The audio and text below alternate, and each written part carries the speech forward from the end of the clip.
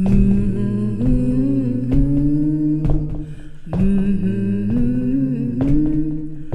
they closed down the mill and they closed down the mine.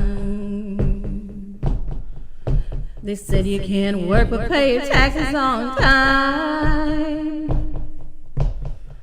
Got 3 little babies gonna starve to death or freeze. We started making white lightning, it was Grandpa's recipe. Run, rebel, run, run to nowhere. Run, rebel, run to the Scott County Jail.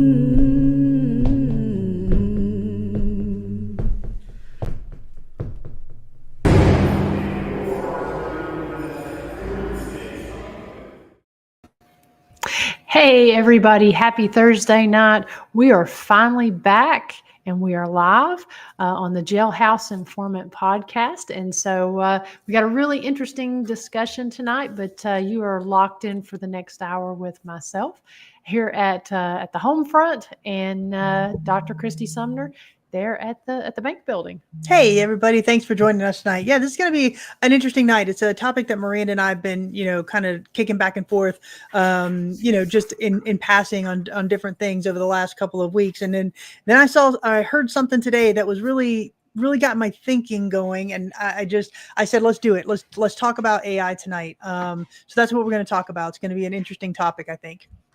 Yeah, I know it's been a minute since we've been on, but I mean, Christy and I have been so busy when it comes to this summer. The last show that we did was a few weeks ago, and I apologize for the knocking sound in the back. If you all can hear that when you live with cats, you never know what's going to happen. But on our last show that we had a discussion about the motorcycle ride that we had earlier this year. And we talked about all of the interesting events that we were going to have this summer. Who knew that when we were talking about that it would take off so much? And by opening tours on Thursday nights and having all this fun summer stuff going on, that people would actually take us up on it and come in and do this. Yeah. I mean, as Miranda said, it's just been slammed really from the 1st of July up until really this last week. We have a breather tonight, but then we're hitting it hard over the weekend, tomorrow night, Saturday and Sunday. So we have a lot going on. So we do appreciate everybody with their patience on the Jailhouse Informant. It is kind of tough when it's just the two of us trying to do everything. So it is tough to be a little bit regular on here, but we really appreciate everybody showing up when we do get on. But as Miranda said, it's been fun. It's been exciting. It's been a great summer so far. And we got a lot of stuff going on. Go ahead. Oh, no, we do. And I didn't mean to interrupt there.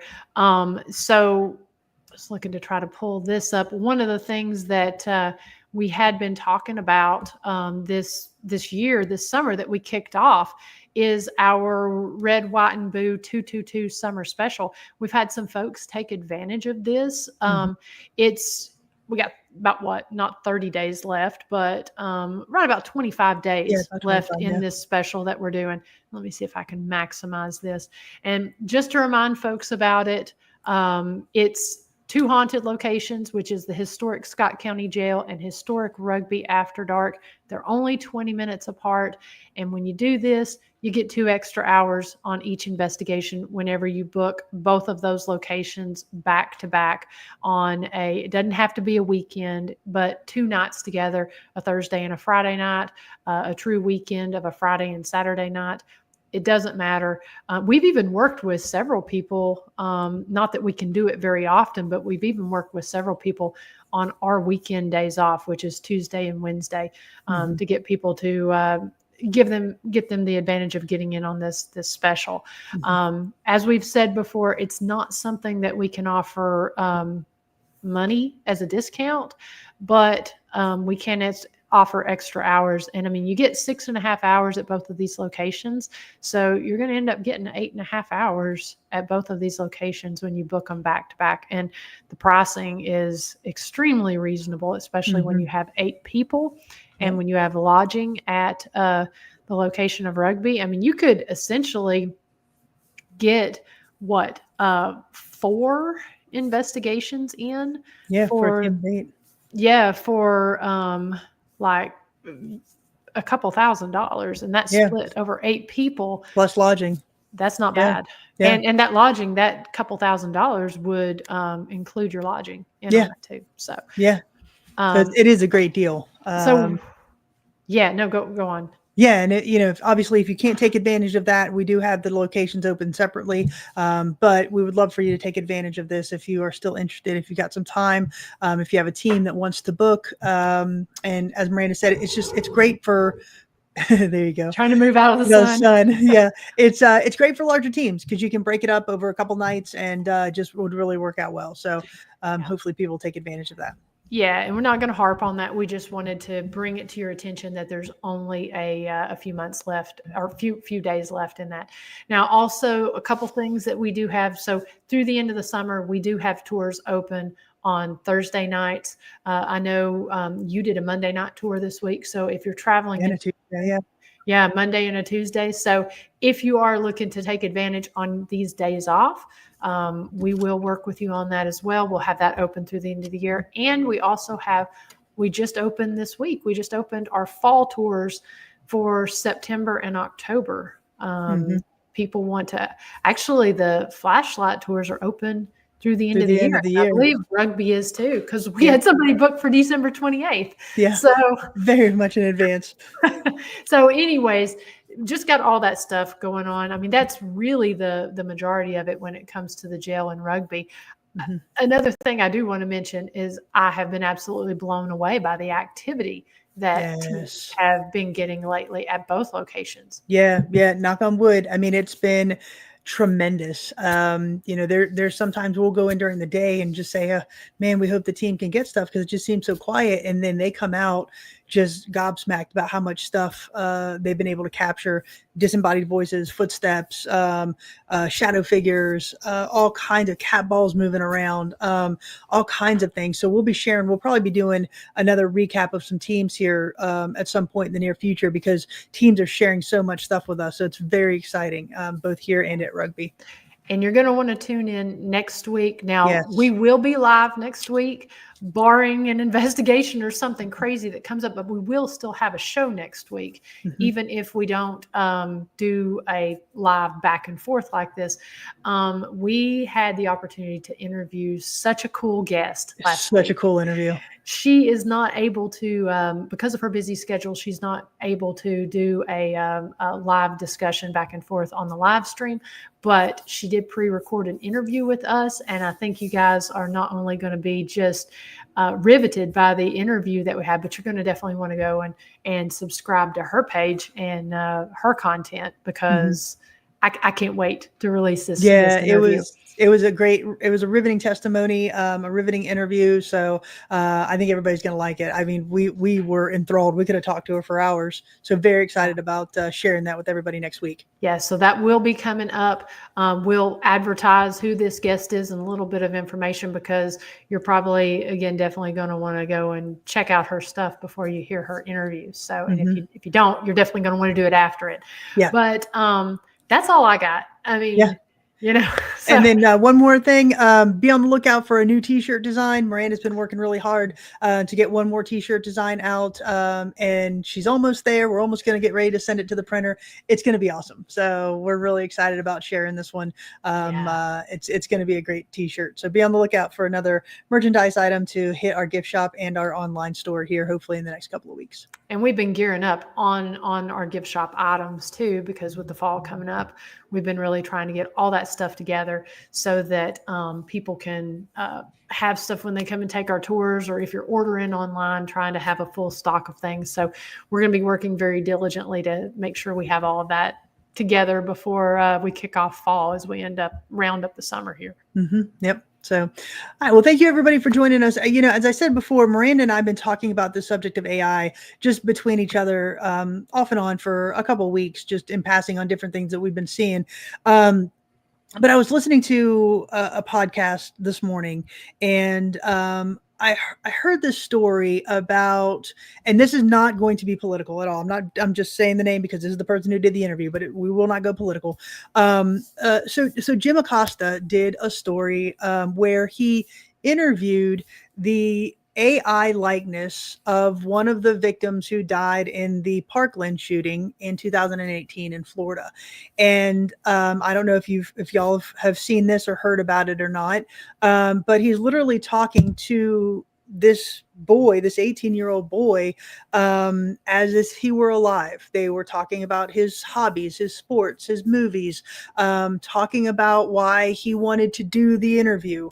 So this is a screenshot. It is from Jim Acosta's podcast there. That is an AI generated figure on the right. And it was created with his likeness, with his voice. And Jim Acosta did this interview. Personally, I will say it was cringy for me to listen to. But as I'm thinking to myself, this is extremely cringy to listen to. I'm thinking, I am a paranormal investigator. We do talk to the spirits of what we believe are deceased individuals. So Miranda and I started having a back and forth today, and we kind of wanted to jump on and talk to you guys about it. And please enter your comments here, because this is really going to be hopefully a back and forth. It's kind of like AI is becoming so prevalent in our culture right now, and so many people are trying to use it to bring the dead back. This interview with the Southland Park, or the Parkland victim, is just one example. I don't know if you know the actress Suzanne Summers. Her husband has created a robot of her likeness, and that he can interact with and talk to, and it's fed through information from all the interviews she ever gave through her life. So he'll ask her, what was our favorite date? And this robot will answer in the voice of Suzanne Summers. So it's like he's trying to hold on to her. And so that's the conversation that Miranda and I had today. And we wanted to get everybody's kind of opinion on it, because obviously as paranormal investigators, we are speaking to the dead. We are speaking to spirits of what we believe are deceased individuals. Or we think. Yeah, we think. Yeah, no, we absolutely do. Yeah, that's what I'm saying. We absolutely think that is. So, like our current devices, the spirit box and such. Yet I consider that a tool, but I don't consider it AI, because we're not feeding it information. We're not feeding a spirit box information. It's giving us responses that are sometimes germane to the questions that we're asking. So that's kind of where I wanted to take this discussion a little bit, to see, if we can get y'all's feedback, where everybody's kind of mindset is with this, and kind of talk through some of the things that we see are good or bad with AI in paranormal investigations. Yeah. And so we'll pull your comments up here in a second. I just kind of have to tag on. I had Larry Eisler on my show last year, and we did a discussion on AI and the paranormal, but it was a little bit different of a take on it, of, I guess, more so utilizing AI and trying to determine the differences in like AI video, AI photographs, that sort of thing. And I do get that some of the tools that we use does use AI, like the Seer, the Seer app that is used, and I'm sure that some of the other apps use some of that.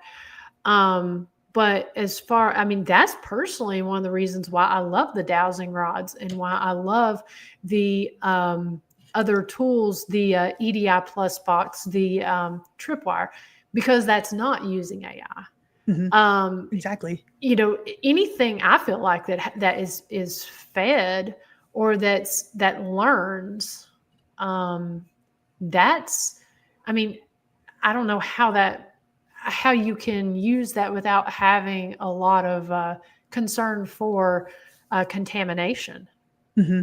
Yeah, and to your point, I think those type of things where again we're receiving, not giving, like the tripwire, or to your point, the dowsing rods and stuff. We're not feeding those devices any information. It's just responding to whatever energy is in the environment. And so I think like that when we're talking about paranormal investigations. I just think we go down this really slippery slope when we use, and again, AI does have its place, I think, when you're maybe doing evidence review or something like that. But what if we've got somebody out there who's doing a paranormal investigation and uses AI answers for the location, right, to get all their history from the location? Is what it's reading correct?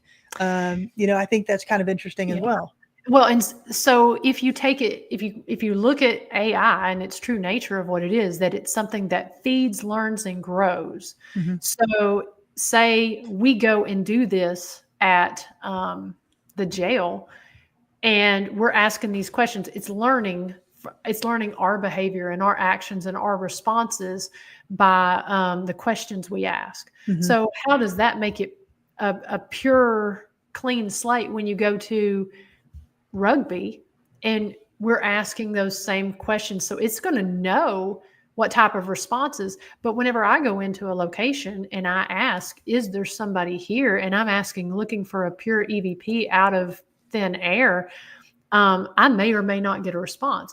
If you're asking something that's AI based, you're more than likely going to get an answer 100% of the time, because it's learning based on the type of style and question you're asking. Yeah, and that's exactly right. I mean, for me, like for example, let's just take the tripwire at rugby. The energy there can either respond or not.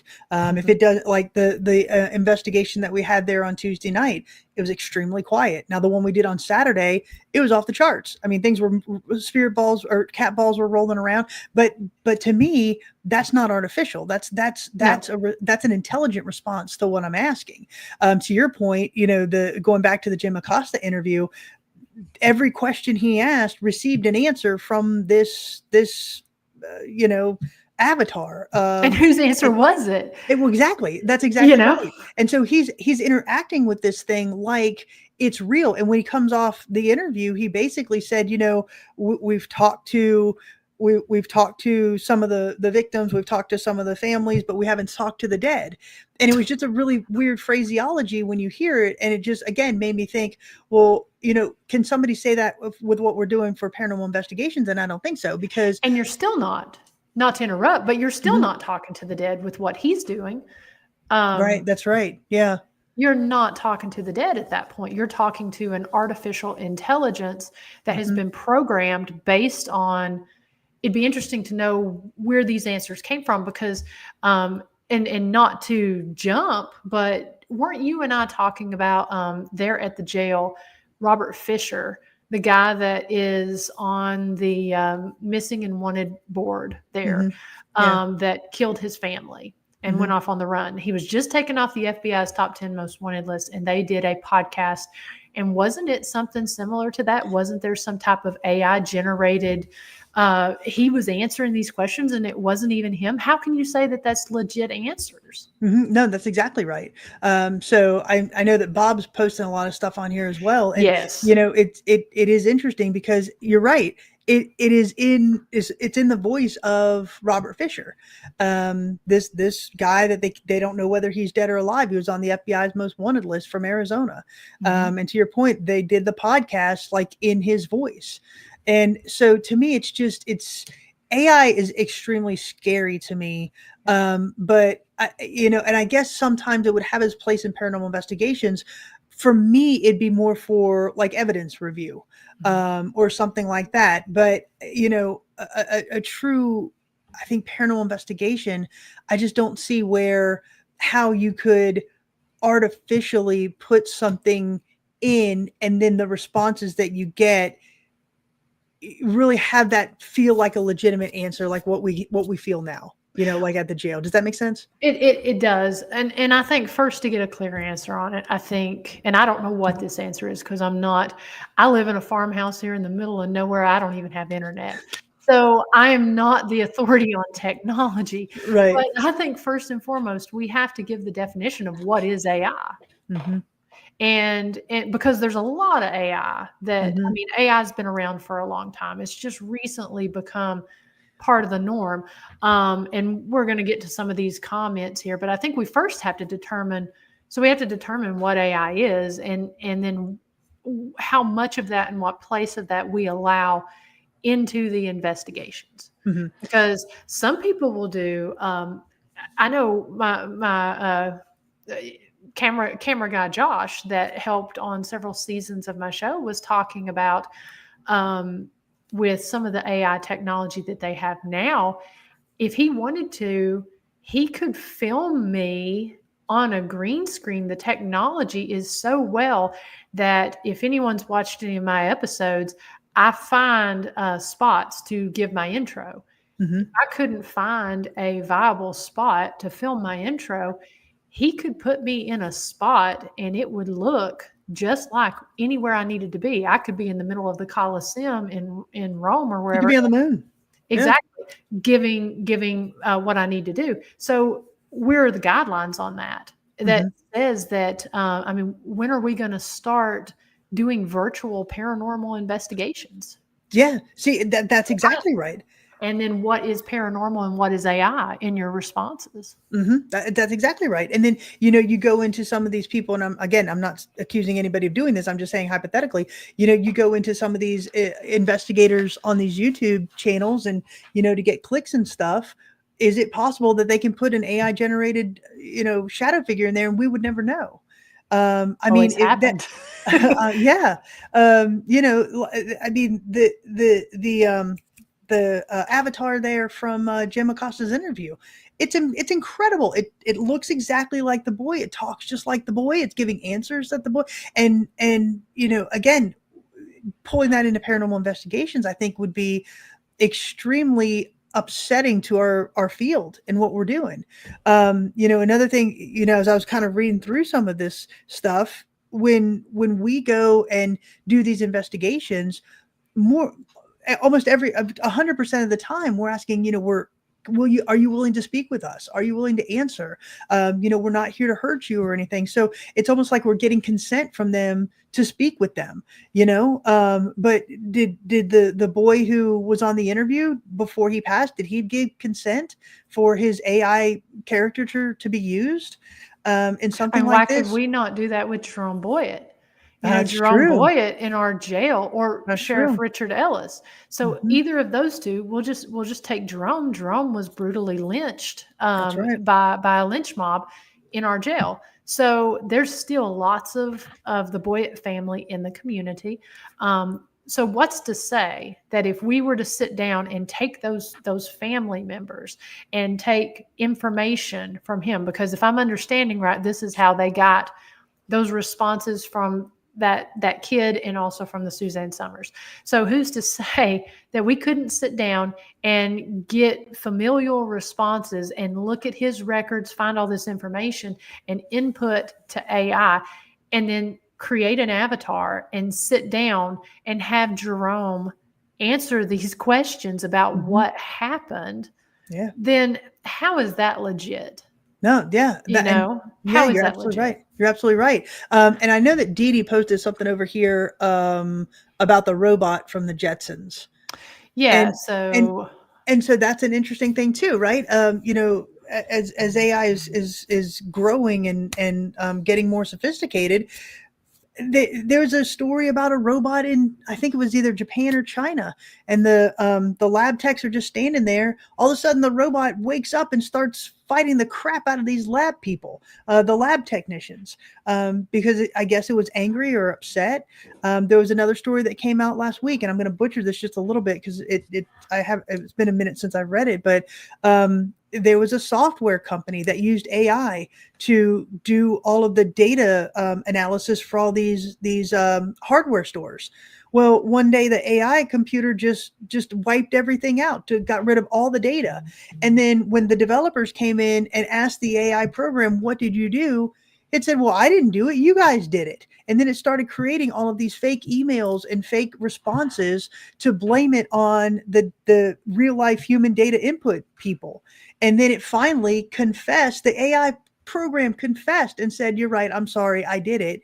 And so the programmers made it apologize to the hardware store. It's just, some of these things are really scary. And, bringing that in again, back to, paranormal investigations, I just think it opens up a world of possibilities where things can get greatly manipulated, that and unintended consequences in this field. I agree. So just kind of looking over here Yeah. at the comments here, James says, not a fan of AI being used like this. It can be very useful in a lot of aspects of life. 100% agree with that. Facial recognition and reconstruction, that sort of thing. I think AI can be really good. But I mean, I have to say, I'm not even a fan of Chat GPT. No, I'm not either. I am not. I will not use it. I mean, we've talked about this. People will use it to write books. People will use it to write emails. People will use it to. I listen to iHeartRadio a lot, and one of the advertisements there at the end of the college school year, which would have been in May, they were giving a free month of Chat GPT to the students, and they were like, we can help you plan your, get your life in order, help you with all these things you're studying. And it's like, we can help you with meal prep. We can help you with basically planning out your day. And I'm sitting here thinking, how sorry of a society, and I don't want to get off on this, but how sorry of a society are we to where a computer program needs to be the thing to help me plan my day, help me plan my meals, to say, oh, Miranda, it's time to eat. You need to step away from what you're doing. I mean, I just think it's scary. I think it's useful in a lot of things, but I think it's scary when we start going down that way. And no offense to anyone that uses Chat GPT, but just the capabilities of this, anything that learns on its own, that's not like a cat or anything like this that learns on its own and learns to a point to have a personality and a response to me. No way. I don't want that in my life. Yeah. Well, Nancy says it has to be input from somebody. You're right. But the idea is that it takes that input, Nancy, and it grows, and it almost, they're talking about to the point where it's going to get a consciousness. And so then that comes back to the dead AI and the dead, and the representation of the dead is something like, the AI generated person from the Jim Acosta interview. Is this going to be given enough information to almost have its own consciousness? Is it going to have enough interaction with people to, I mean, obviously it's not going to bring back the physical person, but I mean, it's going to come pretty darn close to having the thinking capability of that person. And then at that point, where is consciousness at that point? Exactly. And so I think that ties in really nice to this point. So D Hoot says, do you think her spirit or anyone's could inhabit a robot? And Dee Dee, who, if you don't know Dee Dee, you need to go and check out the Dream Interpreter. She brings up a good point. Because she does all these different theories when we start talking about haunted objects and haunted dolls and such. So what do you think about Dee Dee's question? Well, I think that's a tough one, because I do think that dolls can be inhabited or objects can be inhabited. So why not a robot? And then that raises the scary question of, if you've got this robot that has the spirit or the consciousness of a deceased person, and it's learning and growing, where does that stop? And ethically, the ethics behind it. No, absolutely. And the psychological impacts of it, If you've got, from what I read on the going back to the Jim Acosta interview, this poor mother of the boy, Joaquin Oliver there, she talks to it every night. Like it says, she says, "I love you, Joaquin," and he says, "I love you, Mom," and all this other stuff. And, what's the psychological impact of that?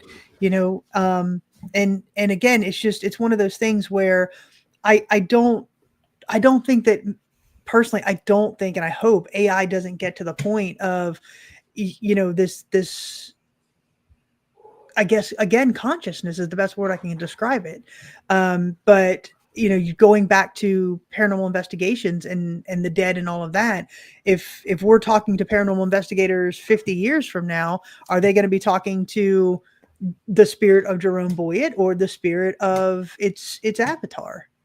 Well, yeah, and if you start talking about conscience, you then have to start talking about soul, and at that point, did these start to have a soul? Is the soul and conscience a different thing? Mm-hmm.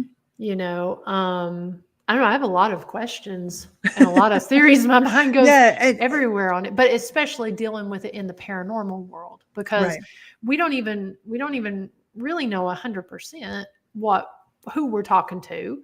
Mm-hmm. They can say, and they can answer, we've had people clearly answer questions at the jail that we can trace back with history and see that it's like, well, there's no way this response would come from this if we didn't have the history to back this up. Mm-hmm. So, I mean,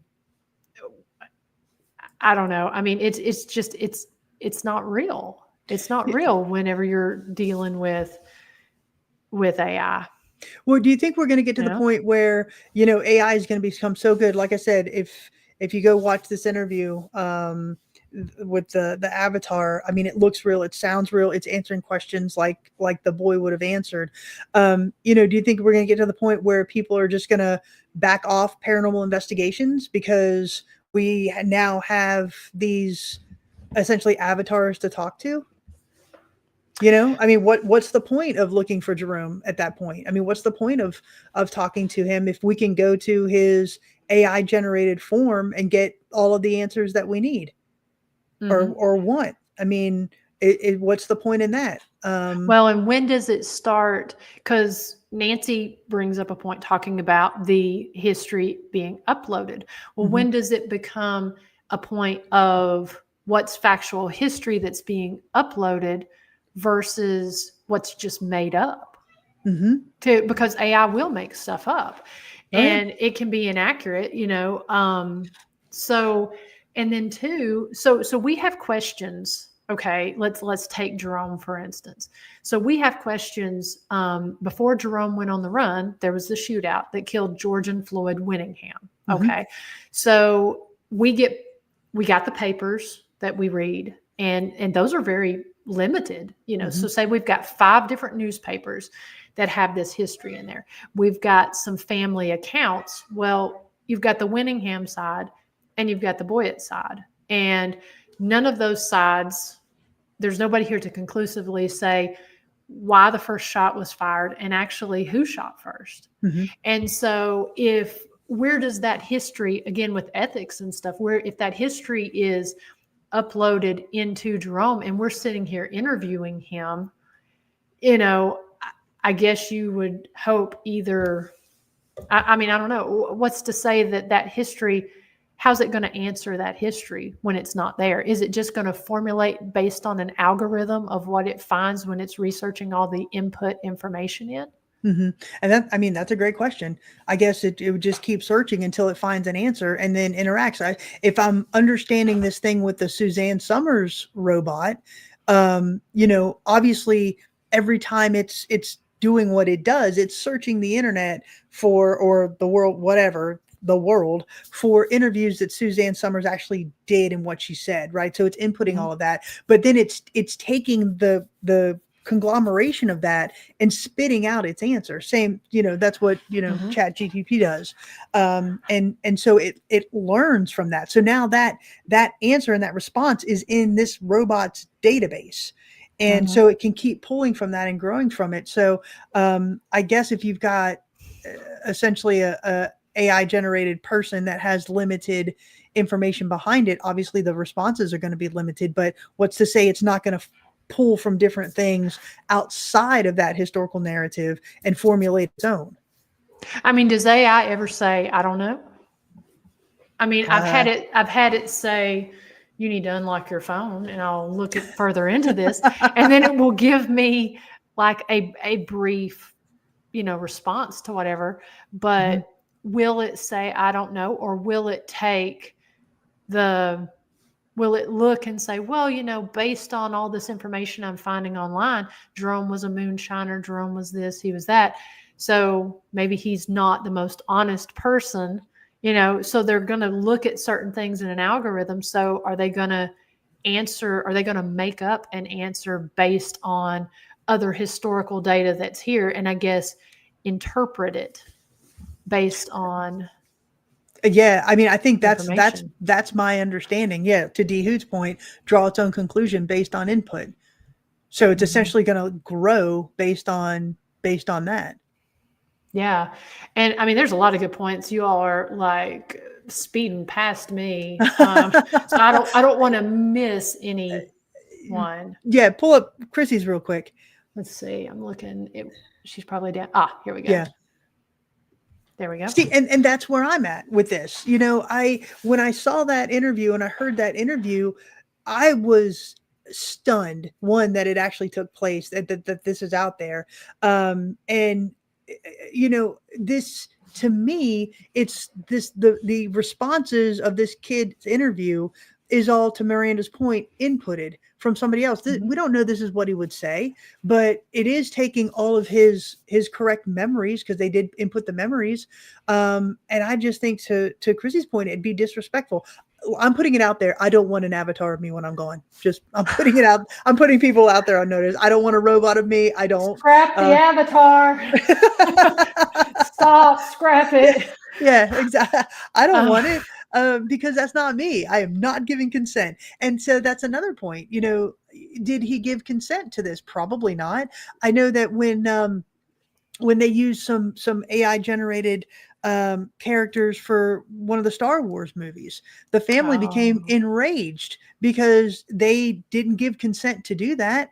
It was his likeness. They didn't get any money from it or royalties or anything like that. So that's another ethical point. I know that somebody put up that it has a place in entertainment, but I mean, even that is questionable. Could have its line drawn, right? Well, okay. So, with Chrissy there with rugby, something that, so we could take Thomas Hughes.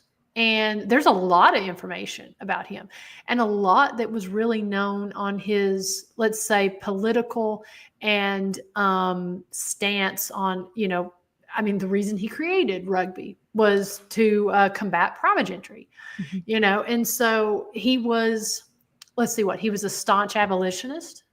And so let's take what he felt about, being an abolitionist and the Civil War and looking at all that. Wouldn't that be sort of similar of taking an avatar of Thomas Hughes and inputting all this historical information that we have, and then giving him a political voice in today's climate? And so much is so different. You can look and say, this is how it was back in 1880 and how he believed on things. So I'm going to say, by that mindset, he's probably going to believe X, Y, and Z today. So by taking this information, but that's not taking into account that, one, his mind may have changed about something, or he may have seen, he was very progressive. So maybe being very progressive, he encountered something that would totally change his mind. And people would put that out there, and they would say, because it's based on history in the past, and they would take what this avatar was saying now in the future as how he would be. And I just don't see how you could do that. Well, exactly. Let me go into this real quick. So again, I'm going to jump back to that interview. If y'all haven't seen it, I did put a link. Yeah, so it is really weird. So Acosta asks, basically, he asked this avatar of this kid, why are you doing this? And he goes, though my life was cut short, I want to keep inspiring others to connect and advocate for change, according to the avatar of Joaquin Oliver on this interview. And it's just, to me, how are you doing? How can somebody think that this non-living, non-breathing, artificial intelligence, I guess, can say that? I don't want AI answering for me. No, agreed at all. And to Dee Dee's point here, I don't think. I think if you continue to interact with this avatar, you're not dealing with grief. It almost be like, say I was deceased and we're talking right now. It's, you're looking at me, but you're not touching me or anything like that. We're not having this physical connection. We're doing it over the airwaves here. So it's just, it's I don't think they're living or dealing with the grief or trying to move on. They're trying to keep him alive in this weird form.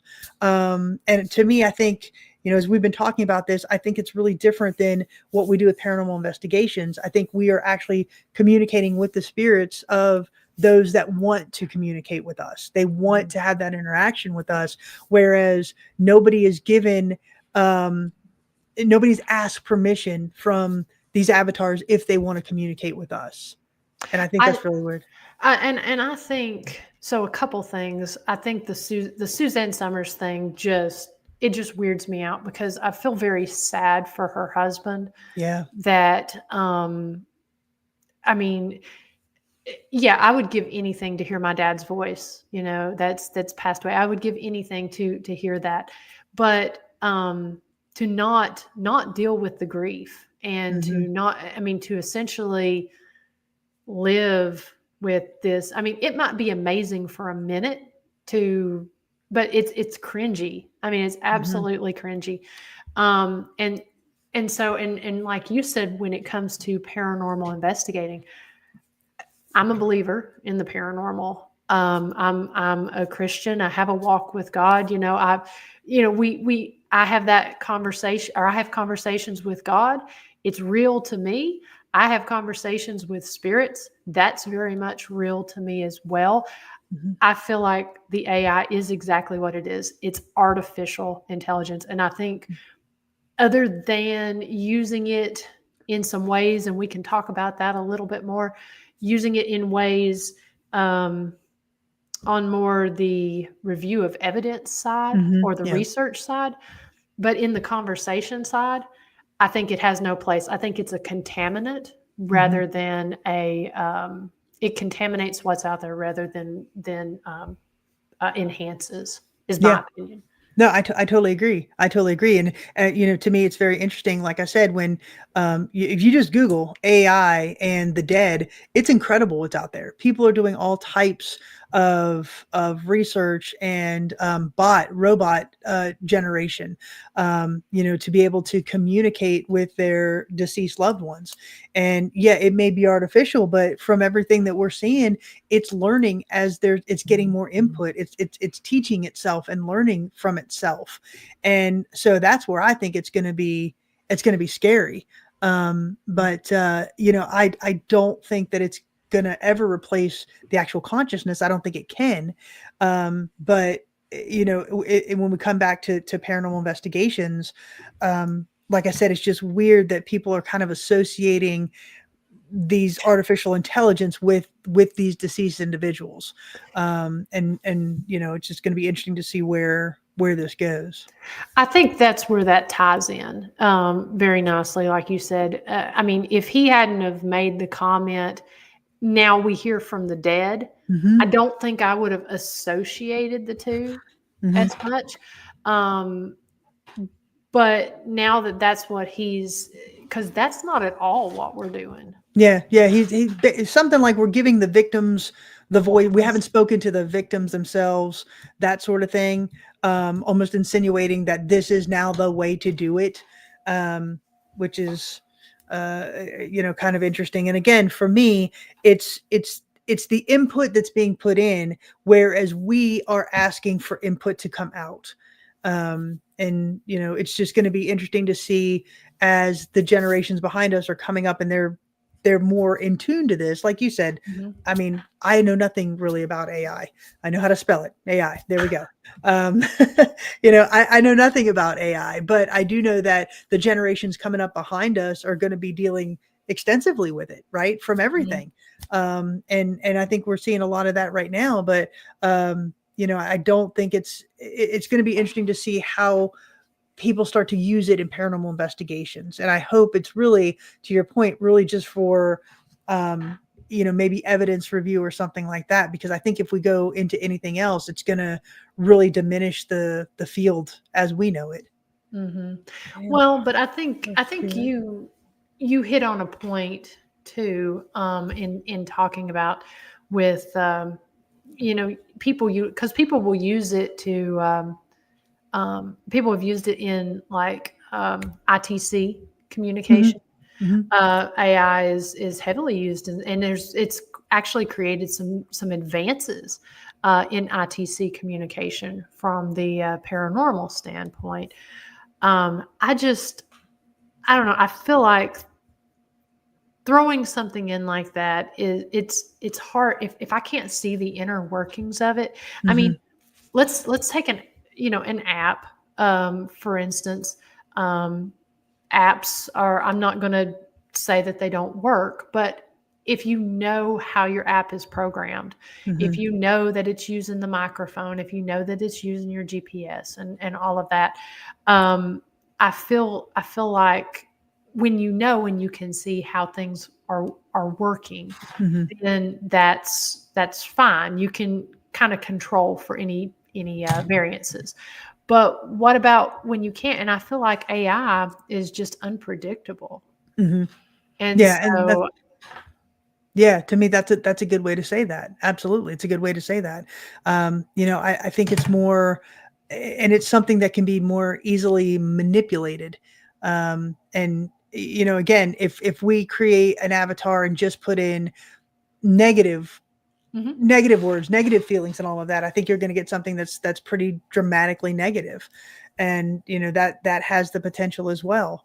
So it just, like I said, this whole interview just really got me thinking about, are people going to gravitate towards making this of their loved ones, and then that essentially becomes, for lack of a better term, their paranormal investigation for that individual? Are you just going to sit and talk? Is the poor mom of this man just going to sit and talk to him and not deal with the grief, as Dee Dee said, and then there's, for us, obviously, not that he'd be one that we'd go and try to communicate with, but would that kind of negate what we do in the paranormal world? Well, do you think, and of course, James brings up a good point here, talking about that he could put all of his values, beliefs, and desires into the fact or as facts as the base. And that wouldn't be good for society, because people would look at that as factual and not subjective. Right. I kind of am interested in, since we're talking theories and everything, I'm kind of interested. So if we're looking at the standpoint of AI and you're putting in all this information, it kind of leads me to think about, and if we're talking about the paranormal, where people create tulpas and create their own hauntings and stuff like that, do you think it's possible that, and I don't mean, when I say we, I don't mean you and I, Yeah. but do you think that sometimes when we get a little bit of information, do you think that the spirits that are there in the area learn like AI does? Because if we get something and we say we're getting Jennifer in this place, and 3 teams have gotten the name Jennifer, and they've said, oh, she died this way, and this happened, and blah, blah, blah, and she had a bad home life. And we put that information out there to somebody, and then they go in and they start asking the same questions. Do you think our spirits either take on that identity or learn from that just continual information that comes in, and it essentially creates a Jennifer in a place? They take on that identity? I know that's not AI, but it's almost like Yeah, the it's same almost concept. yeah, like it's almost creating itself. That's a great question. I guess the closest thing, and you and I have talked about this, I think the closest thing would be Roy up in our jail. When we first interacted with him, we called him Big Boy, Big Boy, Big Boy, and he responded to that. And then we had just happened to have a medium in one day and said, I think his name is Roy, and so we've been calling him Roy. And he seems to respond to that. And that is an interesting topic. I'm not sure on that. Because there's some instances where we'll talk to, say, Jerome, and we'll get some answers and he'll give responses, and then the next night it's F off. Yeah. So in that regard, I think it still has a consciousness, that it's able to interact with us, a give and take, whereas AI, I think, is just take. This is a give and take with the actual spirits that we're communicating with. So that's an interesting question. I mean, I'd be interested to test something like that, and I'm not sure the best way to do it, because, I'll say, for instance, so we've had this little girl, that people have been getting a lot at the jail lately, Right. and over the last 6 weeks, the name Erica, which we've not really gotten that much, have come up several times that have led. I've been calling the little girl Erica. I don't know that that's her name, but one team got it. And then I didn't say anything. 2 nights later, another team got Erica. But then there have been other teams that have come since, and I won't tell them. And I'm like, if you're able to get this girl's name, let me know. And so it's like, are we in essence assigning or putting something out there? And again, this spirit, either the little girl or Roy or whoever else, is like, oh, they're talking to me.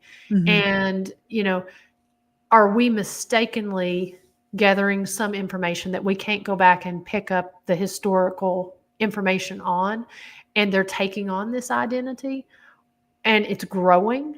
Or are they just giving us pieces of the puzzle? I mean, it'd be interesting to test something like that, because it would be. and hauntings that you create yourself are 100% real. But does that collective of people coming in, cause it to grow? Well, I guess that's interesting. I'm going to take the example of rugby, right? So we have the schoolhouse, and we have the tripwire, which is extremely responsive there in the schoolhouse. And we just kind of started down the line of, does your name start with an A, B, C, D? Yeah. We got to T, right? And then we started next letter, A, B, C. We got I, F, F. So we just took that as meaning Tiffany. And I don't think that we created that. And then through a series of other questions, we've ascertained that she's between 11 and 13, that she likes peach ice cream, that her favorite subject is science. I don't think that we created it. I think she confirmed it. And Absolutely. and through the questions, like, I'll go in there and I'll ask, do you like chocolate ice cream? Do you like vanilla ice cream? Do you like watermelon ice cream? And it's not until you get peach ice cream that we get the consistent hit. I don't feel that we created that. I think she responded, and now the more we ask her, the more she confirms. And I guess that's where I'm at with that. No, I totally agree, because that's where I feel like coming in and we're at an advantage, because we are in a location every day. That's true. Yeah. We can go in and we can look at what other teams get if they want to share it with us, and we can go in and we can say, hey, Chris, I got this last night, and you can say, all right, let's go in and let's test that. And so we have the advantage of going in multiple times and asking. And when lightning strikes once, that's great, but when it strikes multiple times, that's kind of hard to deny, when things do that. So but sometimes I wonder, what if you have so many people that's doing that? And I'm not necessarily, it'd be interesting to go to a place that is not active, or that doesn't have a reputation for it so much, to go in and essentially keep asking like the same thing. Do an investigation. So you go into this house, and then and continually when you go in there, you're asking these questions, you That'd get be- some type of response, and then you just start having all these people start coming in asking the same questions. That'd be interesting. Yeah. Yeah. When does it go from being a coincidence to being, okay, we're on to something, or to we've created this tulpa? Yeah. Wow. Great question. Well, Bobby Mackey's, isn't that an example of one? I mean, because there's Right. Bobby Mackey's is a perfect example of this, because they actually there's the well There that was. the head was that the head was thrown into, Mhm. and there was all this story about it. But if I Never- hope I'm not mistaken, because I'm not trying to disparage anywhere, but I mean, didn't they actually go back and prove that there was never a head Anything that there. was thrown in? Yeah, but Yeah. all these investigators was getting things that were supposedly Associated validating with this. it. Yeah. Yeah. That's interesting.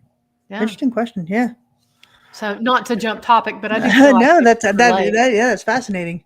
Um, Jolly says that ChatGPT brings her joy. to argue with ChatGPT. Oh. There you go. Yes, that is kind of interesting. Good Honestly, statement. I don't use it. I don't use it either. I've never used it. I think I've made one image off one thing just to throw on a post, but that was it. Yeah, and I mean, James, that's very possible. When you all came, you all were the ones who, investigated at this time frame after we had been getting the name Erica. And I will tell you this: the last team that was here this past week, they had activity of REM pod activity being set off in the same spot where your cat ball was getting set off. That area that we never really had much activity at the base of our stairs has been on fire the last couple investigations. So it could be Erica that was setting that off, or whoever this spirit is that we've been encountering lately. We The little designated girl. Erica. Yeah. Yeah. And I think Robert had a good point up there. Let's see. Hopefully AI doesn't mess with our history and family genealogy. And again, that's in my mind, that's the scary part, right? That if you just put it in and it regurgitates that's one thing. But if you put it in and it starts to learn and grow and change and manipulate, that to me is where it gets scary. That's where, I'd have a hard time, I'd draw the line on that. Yeah. And Dee Dee says, what would be a good experiment to try to investigate with AI besides history or research?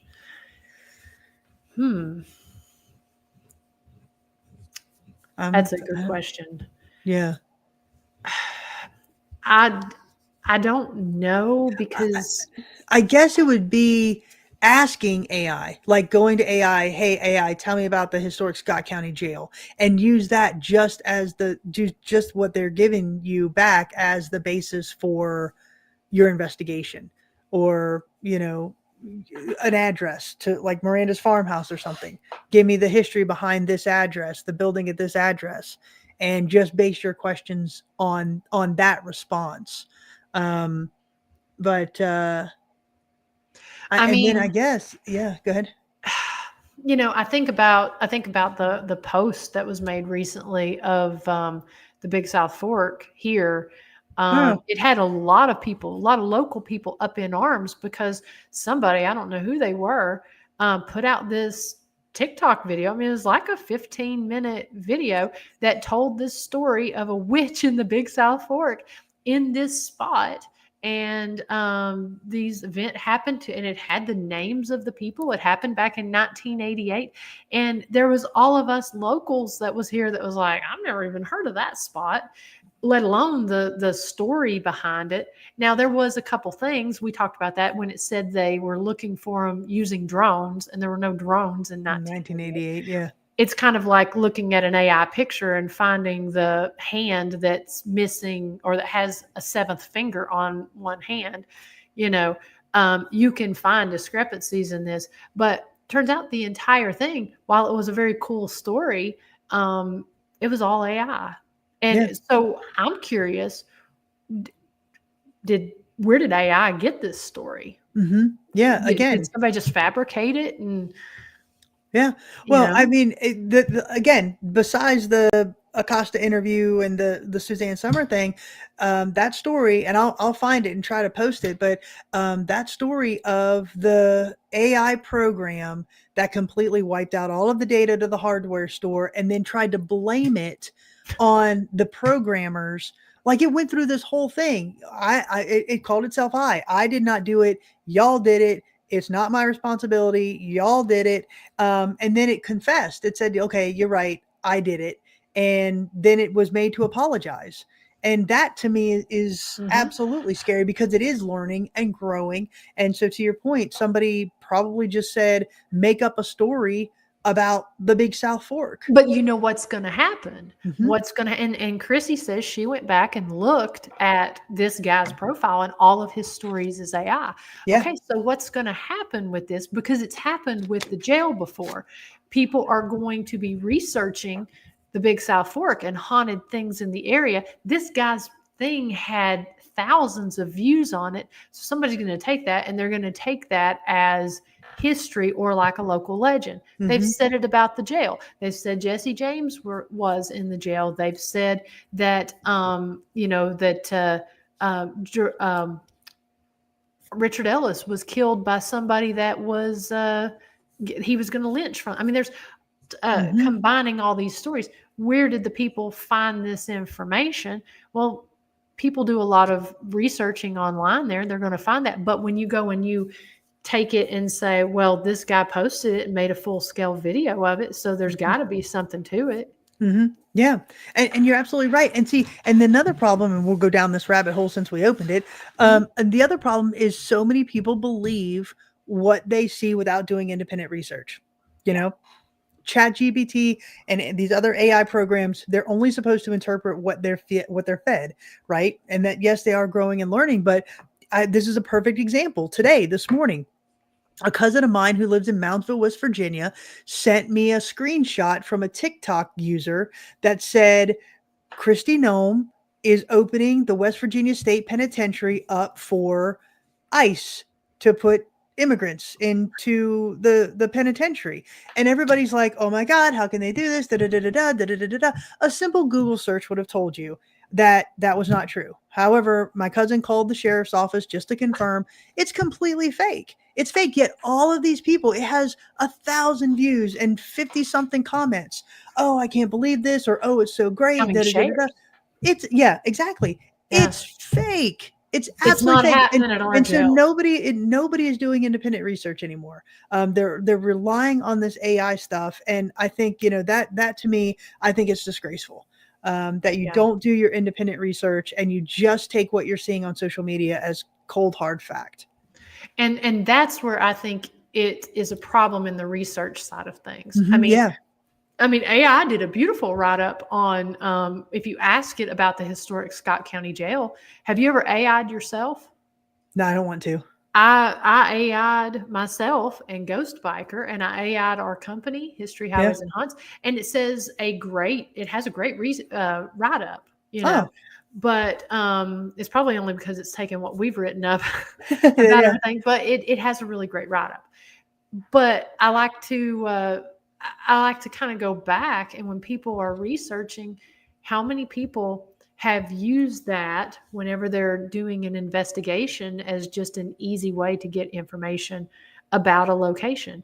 And that's why I always say when somebody is investigating rugby or investigating the jail, every time, if you are putting out a documentary video or a live video, you have to take a history tour. A lot of groups want to come in cold, but if you are putting either of those two out, you have to take a history tour with us. We don't have to tell you the hot spots. We don't have to tell you what other people have captured, but you have to do a history tour because we want to make sure that you have not the AI version of history that's out there, but what we have and what we know.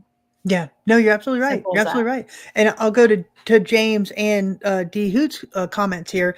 Agenda-based AI is very dangerous. Absolutely. There was one last year that this principal was seen beating up these kids, and in his high school, and all these parents came out. Oh my God, he needs to be fired. He needs to put in jail. Da da da da da. He did all this stuff. He wasn't even anywhere near the school. He was like out of the state. The whole thing was computer generated, and so people were calling for his head, and it wasn't even real. And so agenda based is absolutely awful. And D-Hoot, I think it's moving at such a fast pace that regulation just can't keep up. I mean, there are people putting stuff out there that are claiming to be a person, and they're not saying it, but yet this AI generated likeness of you is out there saying it, and there's nothing that you can do right now regulation wise to stop it. Well, even more at that, when you start dealing with social media speech, where is the line that regulation crosses for censorship? Because people can put anything at all out as long as they say it's for entertainment purposes only. And that's the big thing on TikTok to keep from getting whatever. But where is that line crossed? Because none of us want to be censored. But it damages for the content creators, the investigators and such that's putting stuff. I mean, you saw it yourself. You've put videos out on TikTok that they are historical videos with they're learning videos. What was the one you had put out? One, there's been so many. Was it one on Brushy Mountain, or was it, I can't remember. There was one the coal mines. There was something you said about the Coal Creek War, and you got flagged for inciting violence. Yeah, that's right. And they wouldn't share your video out. So where right. does that censorship, and that was AI looking for keywords and stuff. So where's the line on censorship? And I'll go one more on that. What if, I take your likeness, looks exactly like you, sounds exactly like you, and I program you to go on this, hate-filled racist rant or whatever, that would be, say, completely illegal, and you can just come back and say, that wasn't me. So it's just, again, where does it end? Where does it stop? So regulation has definitely not caught up with AI. And James, kind of like a cute animals flipping you off on Facebook. Yeah, absolutely. And people will believe it. You've got some hippo climbing a tree on a cliff somewhere, and people will say, oh my gosh, look how advanced the hippo is.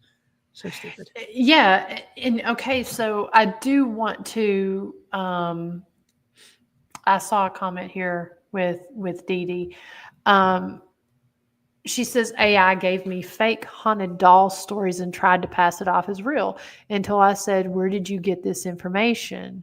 And it was like, oh, well.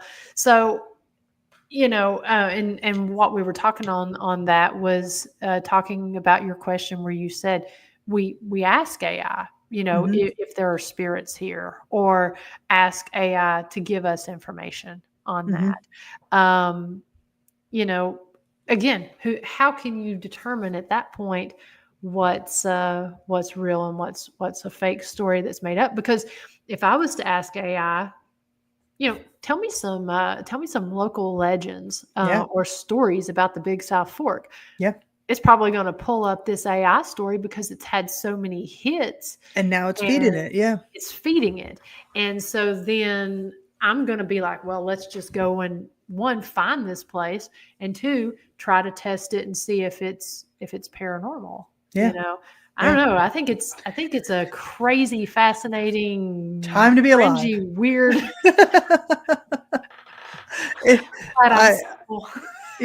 Well, like I said, I driving today and listening to that podcast and hearing the clips from that interview, I just I honestly couldn't believe it.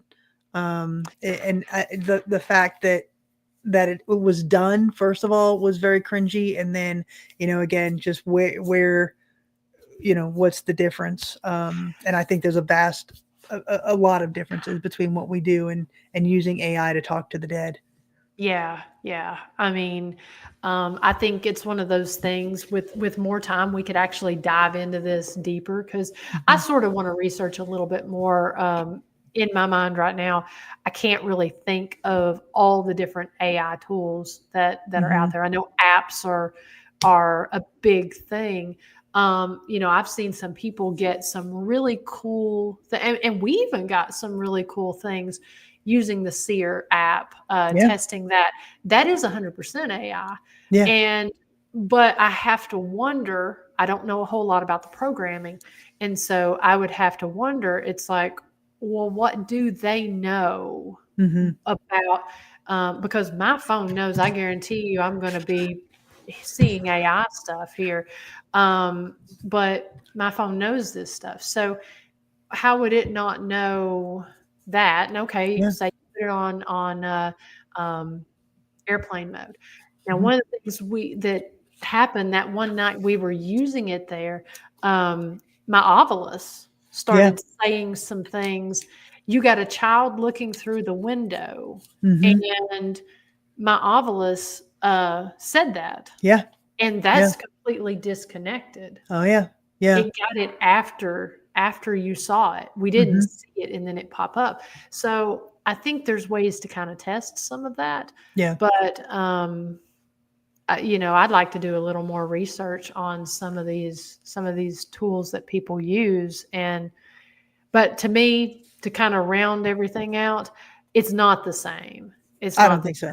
I think what we're talking to is actual deceased spirits. I think that we're talking to energy, and I think we're talking to, sometimes we get the opportunity to talk to souls. Sometimes I think it's spirits and energy. And what Jim Acosta did was not even the slightest talking to the dead. Not right, exactly. And well, again, he was talking to it like a real person. Why are you here? What was your favorite? What is your favorite sport to play?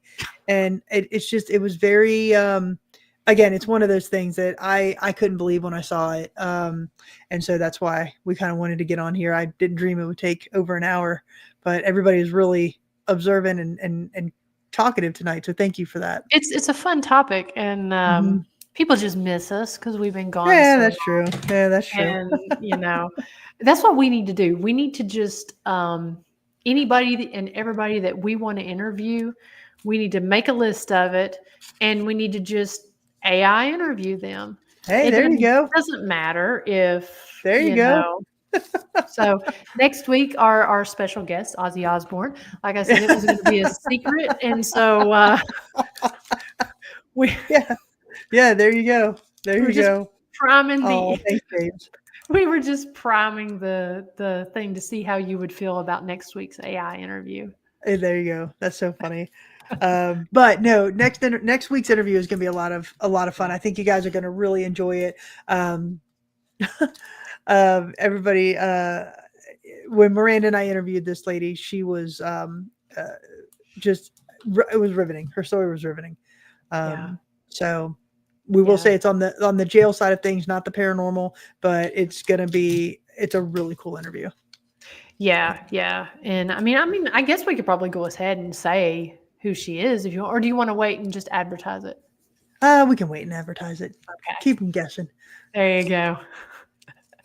There you go. No, it's she's very busy, and we're really honored that she took the time to come on and talk to us, because I think it's really going to tie in, this podcast that we do.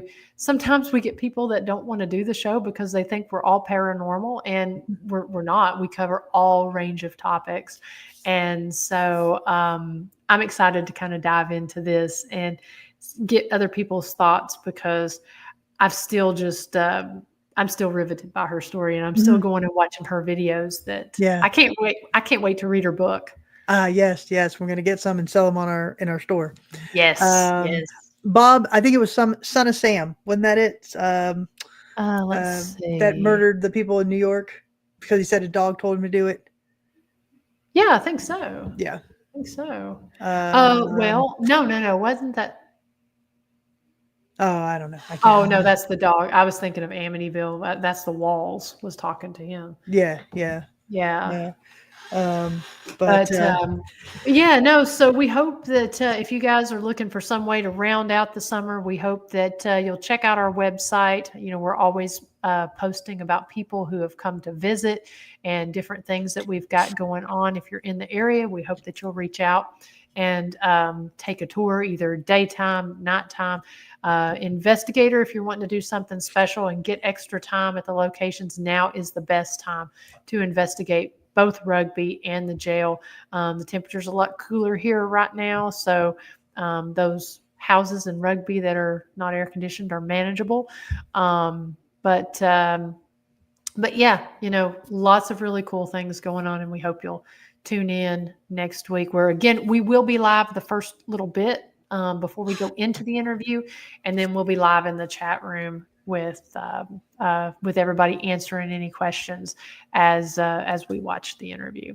Yeah, so it'll be a lot of fun. So tune in next week, same time, same place. And thank you all, everybody, for joining us tonight. We really, really appreciate all the support. Yep. Tune in at 9 p.m. Eastern time. I will be on the Ghost Biker Garage, and my first time back in a few weeks.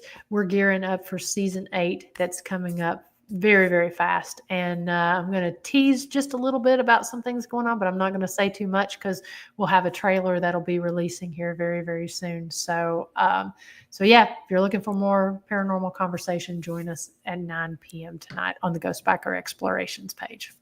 Good night, everybody. Good night, everyone. Bye. Mm-hmm.